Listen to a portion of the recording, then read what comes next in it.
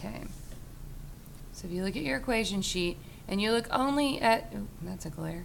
You look only at the formulas that we've been using, that we can use, okay?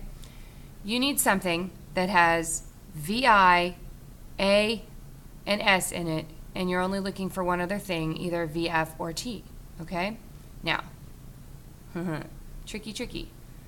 I would start with this equation to find time.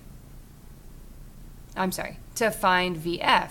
I'd probably start there, and then once you have that, you can use either this equation to find time or this equation, because your VI is 0, so that means like that portion cancels out. So then you'd have 1/2 AT squared equals your S, okay?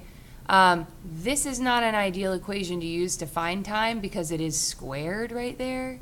And if your VI is anything other than 0, you're forced to use the quadratic equation, which is a little bit more than we really want to do for this course. So I would use this equation to find VF because it doesn't have time in it, because we don't have time. And then I would use this equation and I would just switch the A and the T to find time. Okay, so that's what our plan of action is here. Okay, so I have VF squared equals VI squared plus 2AS. My VI is 0.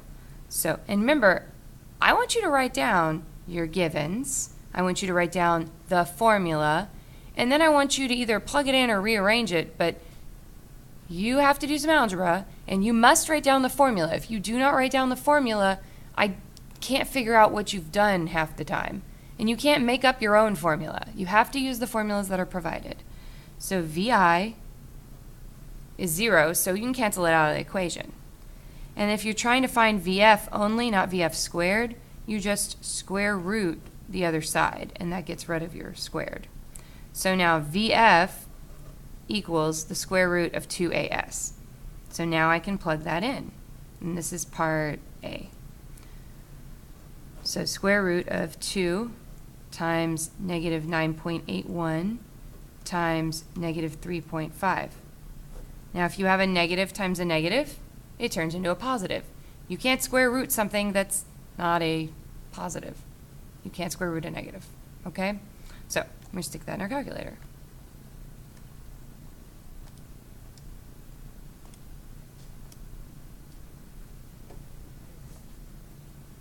You can see the calculator.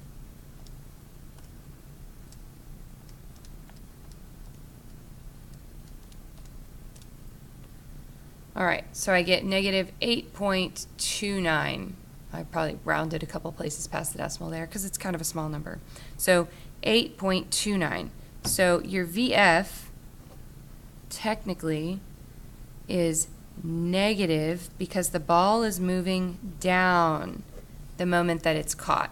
So even though you did a square root and it comes out to be positive, that is actually negative. So negative 8.29 meters per second. And that's simply because of the direction it's going when it's caught. If it were traveling up, it would be positive. If it's traveling down, it's negative. Okay? All right, so part B, we want to find time. So again, I'm going to use the equation for acceleration, but I'm going to switch my A and my T. Okay?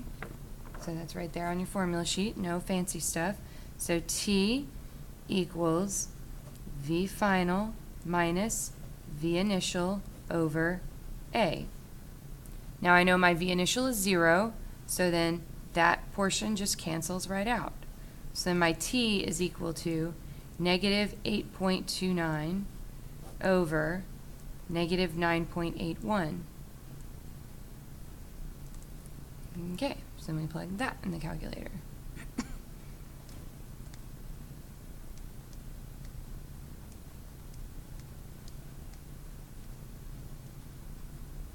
All right, so I get 0.85 seconds. All right, hopefully we're feeling pretty good about that. All right, so that's your first example. All right, now let's do another example where things go up and down. Okay, I'm going to turn the page, so give me a second.